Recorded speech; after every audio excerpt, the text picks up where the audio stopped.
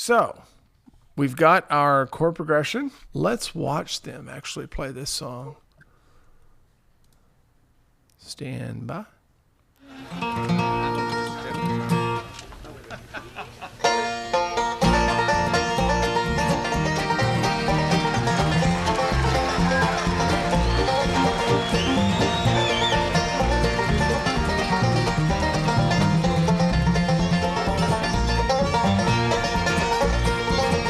There's a well-beaten path on this old mountainside where I wandered when I was a lad.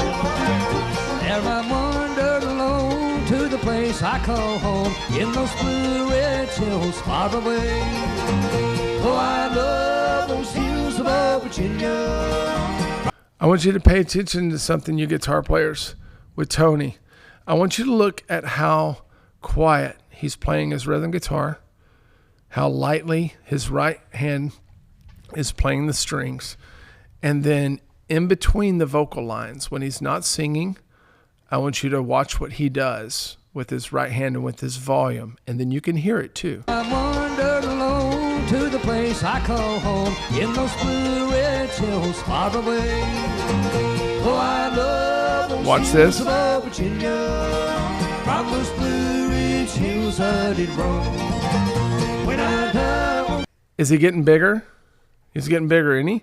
Not only that, he stands on his tiptoes. Watch again. I call home in those blue-red hills far away. Oh, I love those hills of Virginia. From those blue-red Watch hills this. I did roam. When I die, won't you bury me on the mountain? Far away near my Blue Ridge Mountain home.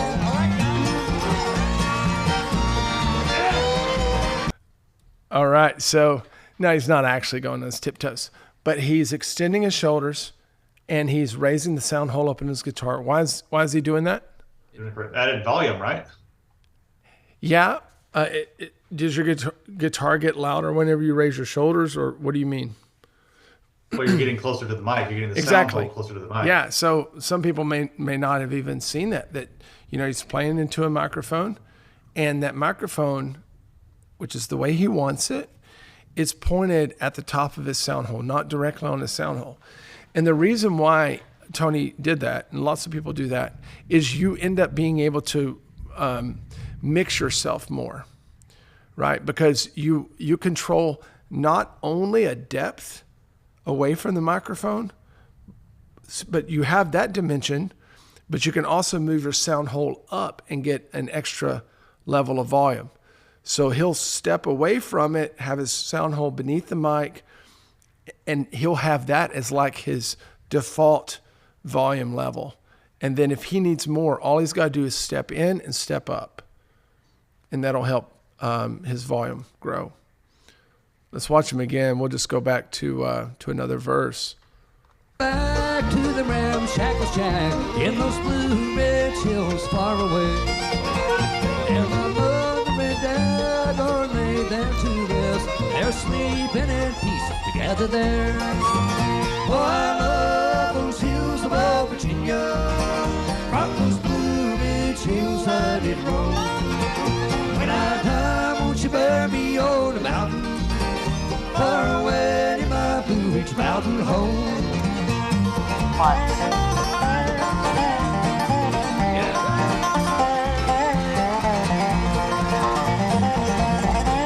We'll see what he does at his solo. Far away in my Blue Ridge Mountain home. Look where his guitar is at now, right? So he's done stood up. He's done stood up. That's interesting. We don't get to see the transition, but now he's close, but also his sound hole's raised.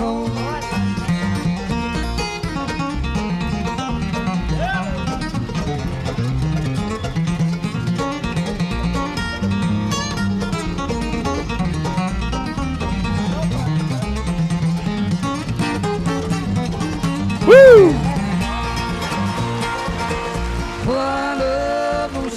Okay, so of course, what we hear whenever Tony comes in to play the banjo, and this applies to all instruments, okay? This isn't just a guitar lesson, is that his solo was way out front. Now, everybody else in the band, they're pros. They know that a guitarist coming to take a solo, they're going to pull back their volume because the guitar doesn't have the punch as the other instruments. However, Tony refused to play loud. He refused to play hard. And so he was a master at working the mic. And so it sounds like that he's playing hard. He's not playing hard. He's playing very quiet. If you were to just hear him in the room across from you, you would strain to hear him in a jam. But he's a master of that mic, and he's had to learn to do that because he's had all these sound guys through the years that didn't know him. And we deal with the same thing when we go out and play. You're constantly dealing with front of house engineers. A lot of times, even at bluegrass festivals, they don't know how to mix bluegrass. So you're having to kind of use some reverse psychology on them, and whenever they ask you to play, I never play as loud as I'm going to play during a show whenever I do sound check or do a line check. I always give them about maybe 60, 70%. Because if I give them full what I'm going to do, inevitably it's not going to be as loud as I want it to be whenever the rest of the band comes in, especially if you have a short time to sound check. And then what's going to happen is whenever I go in to play my solo, I'm not going to be able to hear myself, or I don't think that the audience can hear me. And what am I going to do? I'm going to play hard. I'm going to try to push.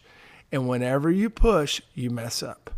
Like you introduce tension into your hand. It starts playing mental games with you, like, oh no, they can't hear me type of thing. and you will absolutely mess up. So Tony had made up his mind long ago that he was never going to play hard. He lets the mic do the job. And there's, I've heard stories of guys telling him in a jam, like, man, I wish you'd play louder. I can't hear your solos in this hotel room or wherever they were. And he says, that's the mic's job, Hoss. It's not my job for you to be able to hear me. That's the mic's job. So this is very, very interesting to see. So he was doing what's kind of called sandbagging. Whenever he's playing his rhythm, he's just standing back and he's making sure that he doesn't give that sound guy. Now this may have been his own sound guy at this show, so he's not as worried about it. But he's making sure he doesn't give the sound guy too much level at the wrong time to make the sound guy pull his fader down, to say, oh, that guitar's too loud. Because then whenever he goes in and he really needs it, that sound guy, if it's not his own sound guy, he won't know to push it back up at that time, and then he can't be heard. So it's a big game happening here that Tony's played for decades by the time we see this video. And even if he does have a sound guy here that's here, he's already trained to play like this into mics. And that's how you get power without having to play hard if you're playing a live show like that. If you're playing in a jam and you're playing with somebody else, then that gets more difficult. You get pressured more into playing hard to be able to hear. But when you're in a good jam, people quieten down, especially if you're a guitar player trying to play a solo. They'll bring it way down. A lot of times in jams, if you're in with really good players, the banjo players will like stop playing completely when the guitar takes a solo. Or like my friend Russ Carson that we're about to watch, same song, but another jam. He will just put his hands over the strings on the left and just play click, click, click, just a muted roll. It's just like a snare drum keeping a train beat. And all he's doing is providing a little bit of rhythm, but he doesn't want to provide something that's going to compete volume-wise with the notes that you're playing.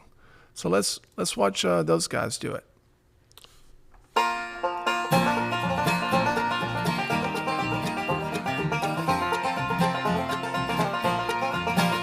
Such a good video.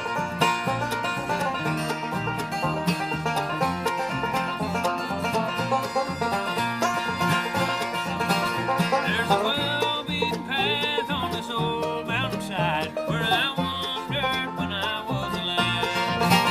There I wandered along till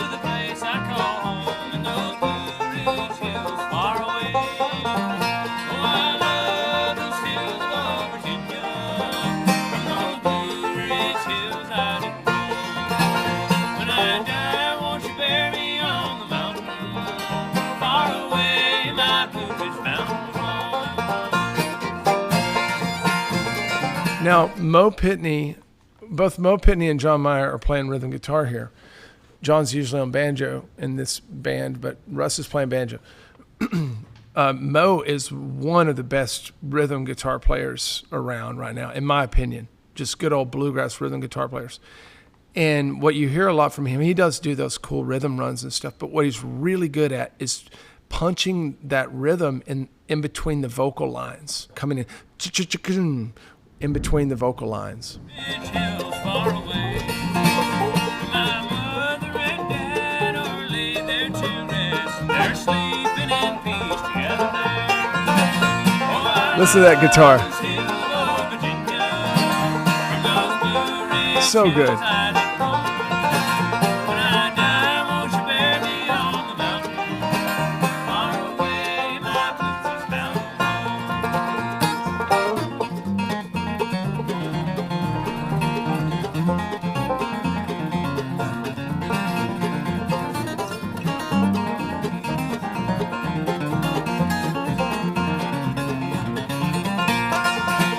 So Russ does a great job there, of course, of backing off.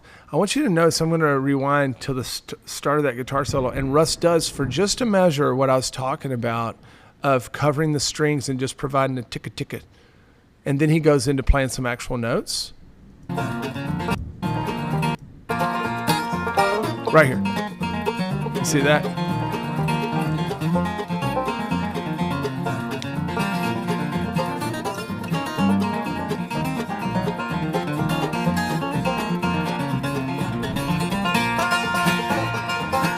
I'll return to that old mountain home with a sigh. I've been longing for days. Watch the guitar. When I die, won't you bury me on this old mountainside? Make my resting place upon the hill so high. Oh, I love those hills of old Virginia, and those blue ridge hills I did roam. When I die, won't you bury me on the mountain? Far away, my Blue Ridge Mountain home.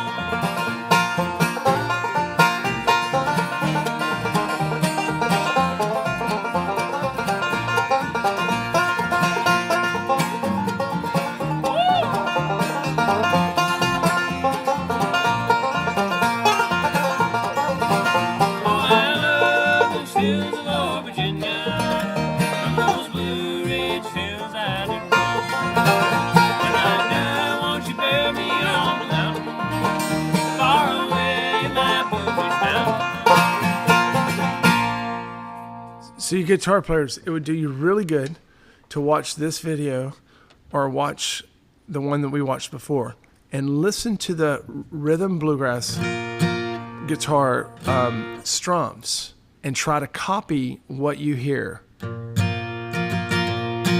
That's the move that they're doing. Well, I love those hills of old Virginia. Ba-da-ba-bum-ba, ba-da-ba-bum-ba is the pattern. Those Blue Ridge hills I do roam. You hear that? 1, 2, 3, and 4, and 1, 2. So the rhythms are and 4 and on the last 3/8 notes of your measure, and then on the downbeat of 2. And when you listen to Tony and JD play, a lot of JD's banjo licks also major on those beats. Ba-da-ba-da-bop, ba-da-ba-da-bop, ba-da-ba-da. You hear that kind of stuff all the time. I don't have my banjo in my hand, but I could show you some examples. But just slowing it down. Oh, I love the hills of old. 1, 2, 3, and 4, and 1, 2. Those Blue Ridge hillside. 1, 2, 3, and 4, and 1, 2, 3. Sped up.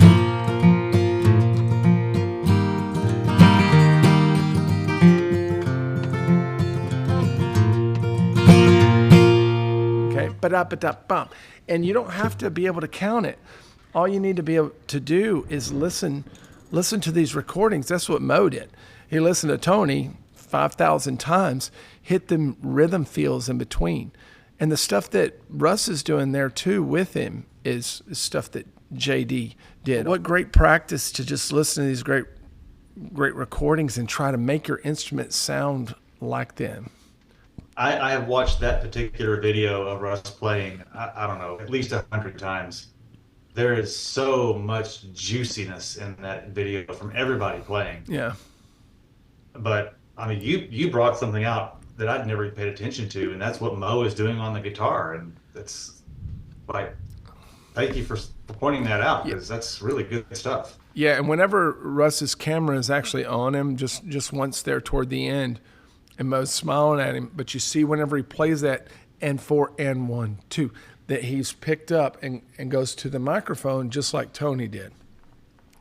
I don't know if I can. Yeah, I don't think I would have picked that out on my own. So let me see here. Point that out. I've been longing for days gone by, and I You see it right there, right? So he's quite aware of what his guitar is doing, and it's important that he's not doing all the work with his right hand. He knows where the microphone is, or he knows where the audience's ear is, which is the microphone, and he works towards it so that he doesn't have to bang his guitar to get the same effect. And that just takes time of like knowing how your instrument's going to sound through a microphone like that and what response it's going to have, you know. So really good stuff, man. Really good.